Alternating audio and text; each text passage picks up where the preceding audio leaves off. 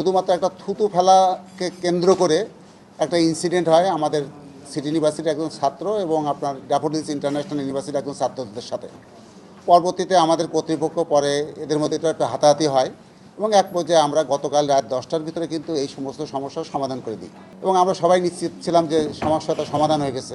হঠাৎ করে রাত 10টার পরে থেকে শুরু করে আপনার রাত প্রায় 4টা পর্যন্ত ড্যাফোডিলস ইন্টারন্যাশনাল ইউনিভার্সিটির অসংখ্য দুষ্কৃতিকারী শিক্ষার্থী আমাদের সিটি ইউনিভার্সিটিতে আক্রমণ করে। তারা এখানে আক্রমণ করে কি করে, আমাদের গেট ভাঙচুর করে, আমাদের ওয়াল ভাঙচুর করে এবং আমাদের সামনের ফটকে প্রায় 13টার মতন গাড়ি ছিল সেগুলো সম্পূর্ণ পুড়িয়ে দেয়। শুধু তাই নয়, তারা পরিকল্পিতভাবে আমাদের অফিস রুমে প্রবেশ করে এবং ভিসি, প্রভিসি, ট্রেজারার, রেজিস্টার সমস্ত রুমে যত কম্পিউটার তারা কী করছে সেগুলোও ভাঙছে। শুধু তাই না, আমার অফিসে আমার নিজের ব্যক্তিগত দুইটা কম্পিউটার ছিল আর অফিসিয়াল ল্যাপটপ ছিল এবং অফিসিয়াল ডেস্কটপ ছিল, তারা সেগুলো সব ভাঙছে এবং পুরা আমার অফিসের যত ডকুমেন্ট ছিল সেগুলো সব তারা নিয়ে গেছে।